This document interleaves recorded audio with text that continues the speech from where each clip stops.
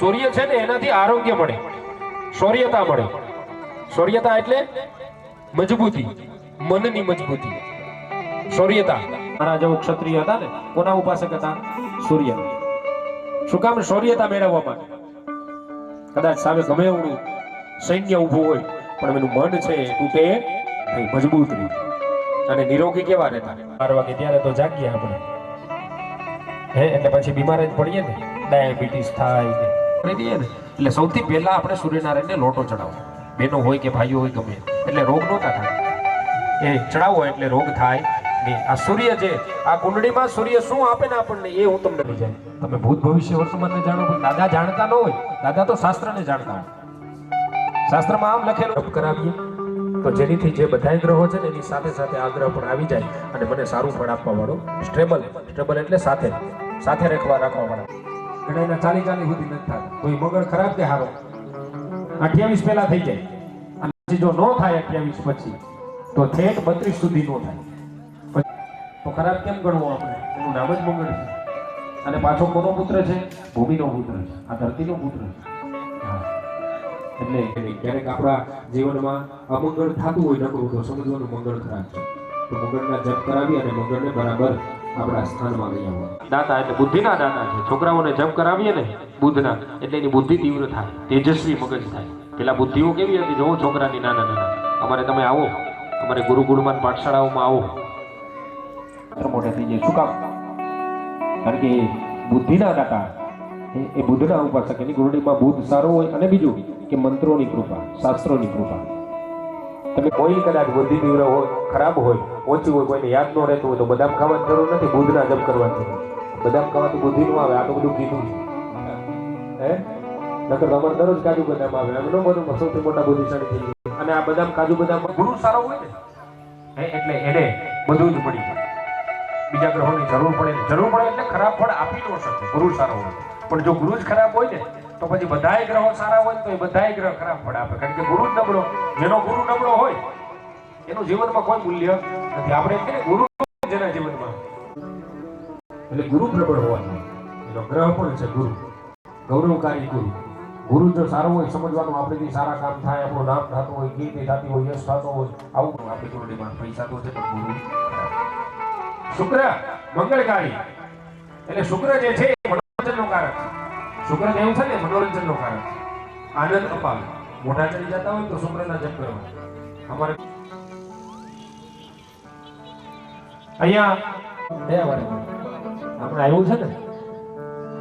હા, કયા વારે પડ્યું એ જોયું? કયા વારે પડ્યું? શુક્રવારે. કોઈ પણ ચાલી જાય, ફિલ્મ હોય કોઈ પણ. શું કામ ખબર છે ને? ટીવીને કરવાનું ખરી, પણ કેવું સારું, ખરાબ નહીં. ડોંગરેજી બાપા છે ને, એ ટીવી છે ને, ટીવીને પૂતના કહેતા. ટીવી છે ને એ પૂતના છે કે બાળકોને મારી નાખે. પૂતના શું કરતી? પૂતના દીકરા છોકરાને દીધો. મનોરંજનનો કારક છે શુક્ર. શુક્ર ખાતી એટલે સમજવાનું કે આપણો શુક્ર સારો છે. જેને બહુ તૈયાર થવાનો શોખ હોય, સારા સારા કપડા પહેરતા હોય, એટલે સમજવાનું કે એને શુક્ર સારો છે. એનો શુક્ર કુંડળીમાં સારો હોય. બહુ જે તૈયાર થતા હોય, સારા કપડા પહેરતા હોય, તમે જોજો ઘણા એવા હોય દરરોજ નવા કપડા પહેરે. આપણે એમ કે કેમ દરરોજ? પણ એનો કુંડળીમાં શુક્ર સારો છે, બહુ સારો. એટલે સમજવાનું એની કુંડળીમાં શુક્ર સારો. શાંતિ શનિથી થાય. શનિ છે વાણીનો કારક છે. શનિ મહારાજ છે ને વાણીનો કારક. શાંતિ જોતી હોય અને વાણી સારી જોતી હોય તો શનિની ઉપાસના કરવાની. જે બોલતા હોય કોઈ વાત એટલે સમજવાનું એ શનિ એનો ખરાબ છે. અને જેની વાણી સારી હોય ને એ એમ સમજવાનું શનિ એનો સારો છે.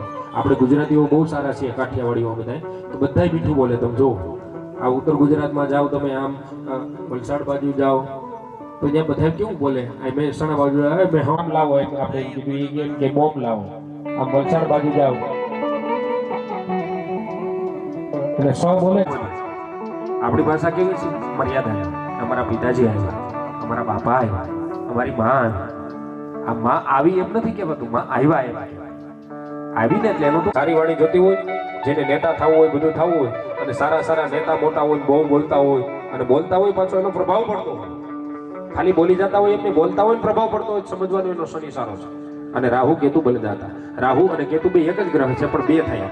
એ રાહુ જે છે ને ઘરે સંતાનોનું હોય ને હે તો કે ઉમરા ડુંગરા પૂજવા જવા નહીં. હા, કેતુના જપ કરો એટલે સંતાન પ્રાપ્તિ થાય, આવું શાસ્ત્ર કહે છે. ગ્રહોમાં કેતુ નામનો જે ગ્રહ છે ને એ સંતાનના સ્થાનમાં બેસે ને એટલે સંતાનનું સ્થાન બગાડે. આ કુંડળીની પરંપરા છે. હાથનો એક વેદ, પેલી આંગળી અને અંગૂઠાથી વેદ ભરવાનો જમીન ઉપર. સબ ભૂમિ ગોપાલ કે ભગવાનની પાસે આજ્ઞા માંગીએ આપણે. આ બધી જમીન છે ને કોની છે? આ કોની છે? પાણી ભરી દીધી છે, પાણી ભરી દીધું છે. હા, નમસ્કાર સમર્પયામિ. દરેક યજમાનોએ હાથમાં ડાબા હાથમાં પુરુષો છે ને એ ચોખાનો પડિયો રાખો.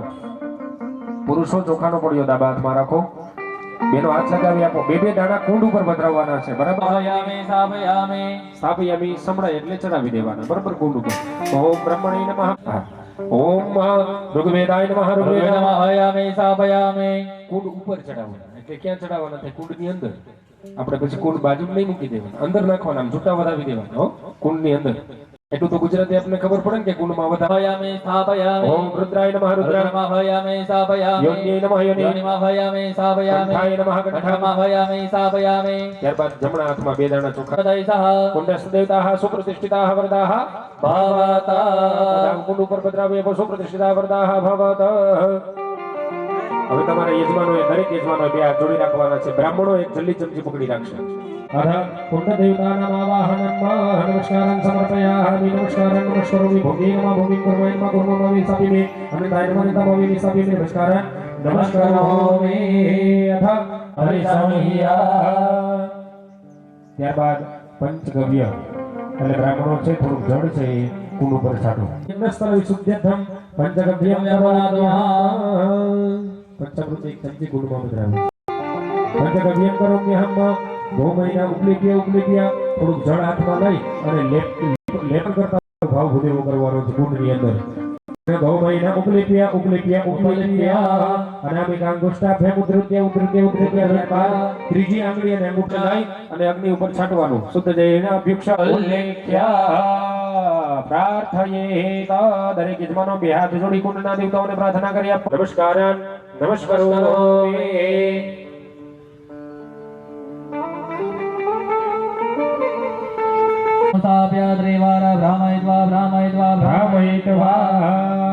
પછી અગ્નિનારાયણ ને એ પધરાવી દો. બ્રાહ્મણો કુંડની અંદર અગ્નિનારાયણ પધરાવી અને અગ્નિ સરસ મજાના કરી જળ મૂકી આપવાનું. હા, જળ છે મૂકી આપો ત્રાસમાં. હવે બેનો એક જળની ચમચી પકડી નાખો. અધવેશ્વરે વસંકલ્પઃ. બેનો એક જળની ચમચી પકડવાની છે.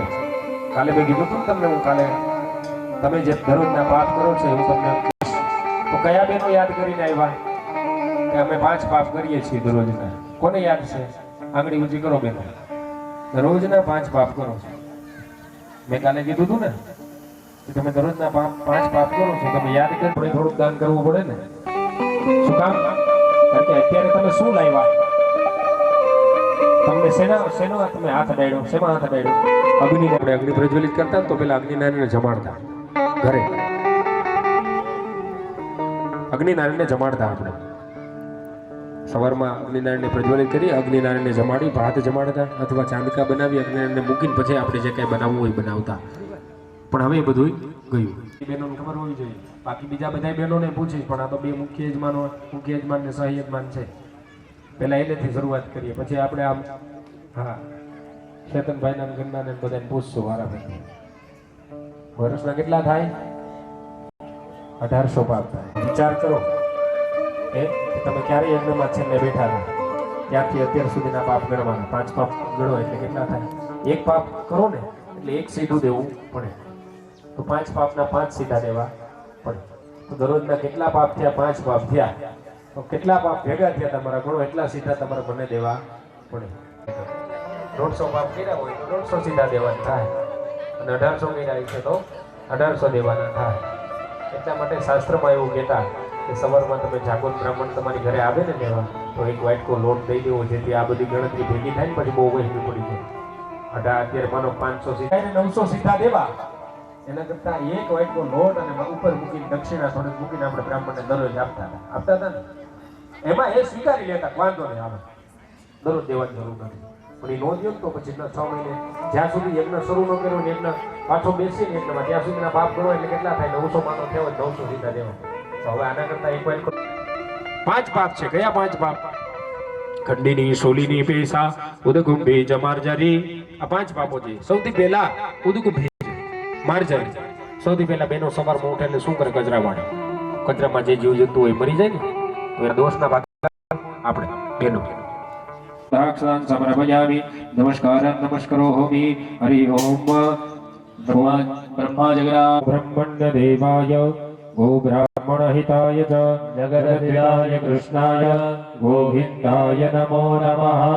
હરિ ઓમ શ્રીષ્ઠતે લક્ષ્મીશ્ચપત્યામહો રાત્રે પાર્શ્વે નક્ષત્રાણિ રૂપમસ્મિનોऽભ્યાતમ્ વિશ્રાન્તિઘાણમોમ ઇઘાણ સર્વલોકમ ઇઘાણ. બધું બધા કઈ જોઈએ છે? પાણી જોતું હોય તો લઈ આવી દેજો. બોટલ બપોર પછી એમ કેમ લઈ આવશું, તમે ચિંતા ન કરતા. સરબત બરબત પીવું હોય તો બોટલ ભરતા આવશું. હાચવજો જેટલું હોય. હા, બ્રાહ્મણો રે તો એને ચા પાણી પીવા લઈ જાજો, જમવા લઈ જાજો. ઇન્દ્રાય નમઃ. ઓમ અગ્નયે સ્વાહા. અગ્નયે નમઃ.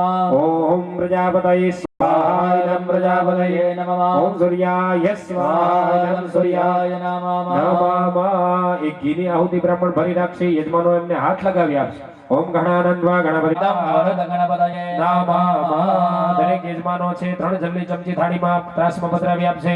ધૂપમ દીપમ નૈવેદ્યમ નિવેદયામિ. બ્રાહ્મણ દ્વારા 5 આહુતિ દદ્યાત. બ્રાહ્મણોએ અગ્નિમાં 5 આહુતિ આપવાની છે. ઓમ જ્ઞાનાય જ્ઞાનાય ઓમ સમાનાય સ્વાહા. બે હાથ જોડી અગ્નિને નમસ્કાર કરી આપવાના. અગ્નિ પ્રજ્વલિતમ વંદે જાનવી. સૂર્યાય સ્વાહા. રેમ સૂર્યાય સ્વાહા. રેમ સૂર્યાય સ્વાહા. રેમ સૂર્યાય સ્વાહા. રેમ સૂર્યાય સ્વાહા. રેમ સૂર્યાય સ્વાહા. હરિશંકર સારાવમ ધીરોદાણો સંભવમ નમે સ્વાહા. ઓમ ચંદ્રમસે સ્વાહા. ઓમ ચંદ્રમસે સ્વાહા. ઓમ ચંદ્રમસે સ્વાહા. ઓમ ચંદ્રમસે સ્વાહા. સ્વાહા. રિપુરાય સ્વાહા. રિપુરાય જાગરો કાંચન સંનિભમ બુદ્ધિ બોધમ ત્રિલોકે સંદન્નમામિ બૃહસ્પતિ બૃહસ્પતયે સ્વાહા. રેમ બૃહસ્પતયે સ્વાહા. રેમ બૃહસ્પતયે સ્વાહા. રેમ બૃહસ્પતયે સ્વાહા. રેમ બૃહસ્પતયે સ્વાહા. રેમ બૃહસ્પતયે સ્વાહા. રેમ બૃહસ્પતયે સ્વાહા. રેમ શનિશ્ચરાય સ્વાહા. રેમ શનિશ્ચરાય સ્વાહા. હરિમર્ધકાય મહાવીર્યં ચંદ્રાદિત્ય મદનમ સેમિકા ગર્ભસંભૂતમ તમ રાહો પ્ರಣમામ્યહમ. હરિમ રાહવે સ્વાહા. હરિમ રાહવે સ્વાહા. હરિમ રાહવે સ્વાહા. હરિમ રાહવે સ્વાહા. હરિમ રાહવે સ્વાહા. હરિમ રાહવે સ્વાહા. હરિમ રાહવે સ્વાહા. હરિમ પરાજકેતવે સ્વાહા. હરિમ કેતવે સ્વાહા. હરિમ કેતવે સ્વાહા. હરિમ કેતવે સ્વાહા. હરિમ કેતવે સ્વાહા. ઓમાય સ્વાહા. ઓમાય સ્વાહા. ઓમ સંદાય સ્વાહા. ઓમ સંદાય સ્વાહા. ઓમ સંદાય સ્વાહા. ઓમ સંદાય સ્વાહા. ઓમ વિષ્ણવે સ્વાહા. ઓમ વિષ્ણવે સ્વાહા.